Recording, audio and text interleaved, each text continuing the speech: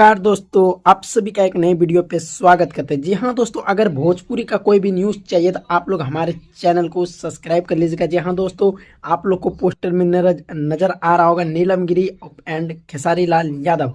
जी हाँ दोस्तों, आखिर ये कौन सा गाना का शूटिंग हुआ है और कैसा गाना आएगा, किस यूट्यूब चैनल से आएगा। जी हाँ दोस्तों, आप लोग को बता देना चाहिए एक गाने का शूटिंग कंप्लीट हो चुका है, जो ग्लोबल म्यूजिक जंक्शन से आज से मतलब 10 घंटा पहले इसको स्टोरी मेंशन करते हुए बताते हैं कि इस मूवी का पूरा इस मतलब गाने का पूरा शूटिंग कंप्लीट हो चुका है। जी हाँ दोस्तों, इस गाने को आखिर कब तक रिलीज किया जाएगा आप सबके बीच। जी हाँ दोस्तों, इस गाने को रिलीज किया जाएगा ग्लोबल म्यूजिक जंक्शन से 2025 में। जी हाँ दोस्तों, आप लोग को और बता देना चाहेंगे गाने का आप लोग को कितने इंतजार है, आप लोग कमेंट कीजिएगा और आप लोग को एडवांस में हैप्पी न्यू ईयर। जी हाँ दोस्तों, आप लोग को ये न्यूज़ अच्छा लगा हो वीडियो को शेयर कीजिएगा।